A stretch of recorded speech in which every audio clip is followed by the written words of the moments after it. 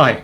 Kingsbrook is part of the BCMS family of companies, and as a team we've sold more than 1,500 companies since 1989.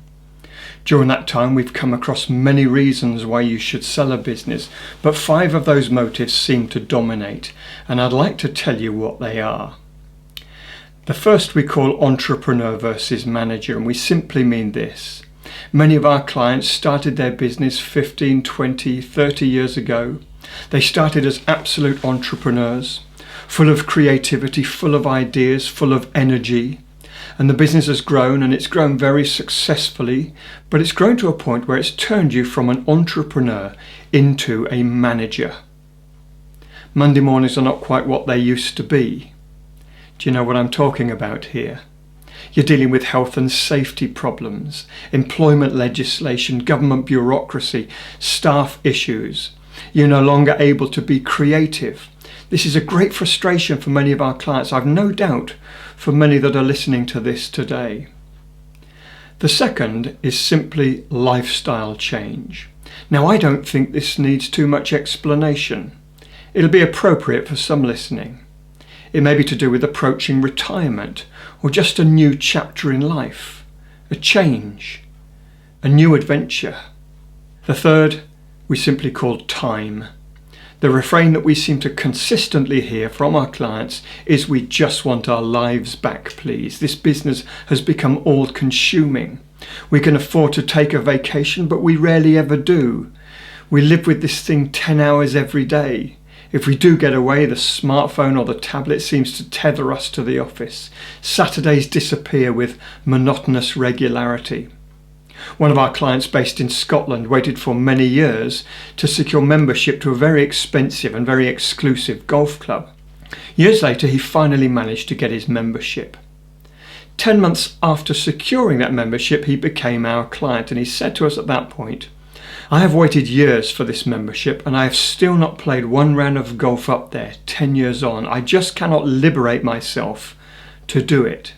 One witty commentator wrote in the press a little while ago, "You entrepreneurs have got the luxury of working half days, and you get to choose which 12 hours that is." Point well made, I think.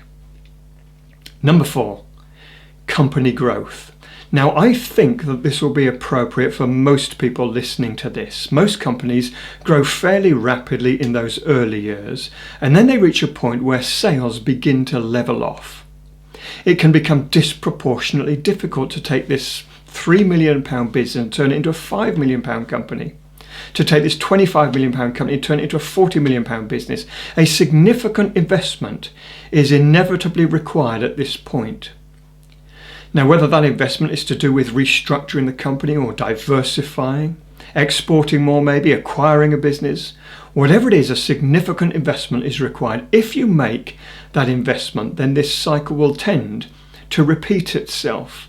If you fail to invest, then this cycle inevitably starts to decay. A company can start to wither on the vine. You can begin to erode your own assets if you're not careful.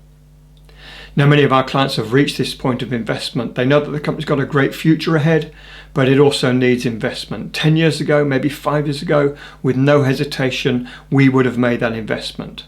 Today, at this point in our lives, I'm just not convinced it's the right thing for us to do. Do we want to start taking risks again?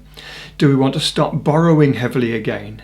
We've just got this business to the point where we're getting a decent reward at last. Do we want to stop taking a reward for another 4 or 5 years as we plough everything back into future growth? Once we would have done it. Today it's just not appropriate. Now, nearly always it's beneficial, not just for the shareholders, but for the company and for all the staff, that a sale is sought at this point. Somebody else comes in and invests in the company, drives it forward. Fifth and finally, to manage risk. It may well be that there are some listening today that are not quite ready to fully exit the business, and you may decide to partially sell, maybe a majority stake, 60 or 70%. Your new owner will be involved with complementary products and services to yours, most likely. They will have deeper pockets than you, greater resources than you've got, more salespeople that can start to sell your products and services in greater volume, new markets that they can open you up to. And under joint ownership, the company will grow much, much faster than it ever would have done if it had remained under single ownership. You get back to doing the things that you enjoy, maybe product development or sales and marketing, and leaving the general management to somebody else.